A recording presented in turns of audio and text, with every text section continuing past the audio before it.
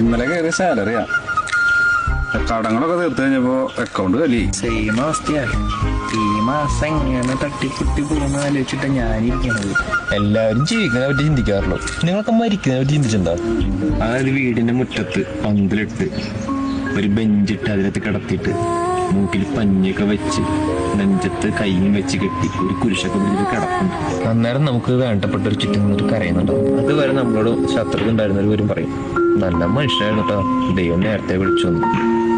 സത്യത്തില് മനസ്സിൽ ഒരു ശല്യം പോയി കിട്ടിയില്ലൊന്ന് ചിന്തിച്ചോണ്ടായിരിക്കും അവര് പറയുന്നുണ്ടാവുക. ജീവിച്ചിരിക്കുമ്പോഴേ തിരക്ക് കാരണം ഒരു നോക്ക് പോലും നമ്മളെ കാണാൻ വരാത്തവര് അന്നേരം വരും. എന്നിട്ടാ പറയും അപ്പോ ഇത്തിരി നേരത്തെ പോയിട്ടാണ്. അവരുടെ വിചാരം നമ്മളെ ടൂർ പോയെന്നാ. എടാ ഞാൻ മരിച്ചാലേ എന്റെ ഫോട്ടോ നിങ്ങൾ പത്രത്തിൽ വെക്കണം. പിന്നെ നിങ്ങള് വാട്സപ്പില് സ്റ്റാറ്റസ് ഇടണം, ഇൻസ്റ്റയിൽ സ്റ്റോറി ആക്കണം. വേണമെന്നുണ്ടെങ്കിൽ 2 ആഴ്ചത്തേക്ക് മറ്റേ DP ആക്കി വെച്ചോ. 2 ദിവസങ്ങളിൽ വീട്ടിൽ പൊതുദർശനത്തിന് വെക്കണം. ആർക്കും എന്നെ കാണാൻ പറ്റില്ല എന്നുള്ള പരാതി പറയരുത്. ഇത് വലിച്ചതല്ല, എന്തോ കൂട്ടിയിട്ട് കത്തിച്ച് ആവി പിടിച്ച പോലെ ഉണ്ട് അവന്റെ വർത്താനം കേട്ടിട്ട്. ഓൾ കേരള ന്യൂസ് കൊടുക്കാം. ഈ ന്യൂസ് കണ്ടിട്ട് ആദ്യം വൃത്തി വരും, എന്റെ ഇച്ച പോയേ. അത് കഴിഞ്ഞ് വേറൊരുത്തി വരും, എന്റെ ചേട്ടായി പോയേ.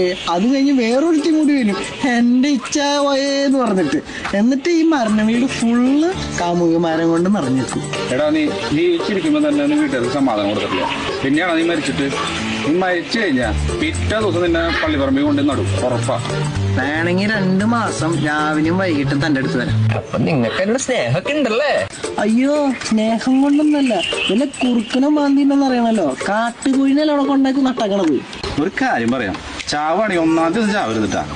ഡ്രൈ ഡേ ആണേ, ഒരു ചുള്ളി കിട്ടില്ല. ചാവാൻ വേണ്ടി കാത്തിരിക്കാനുള്ള തെണ്ടികളെ കുഴിച്ചിടാനായിട്ട്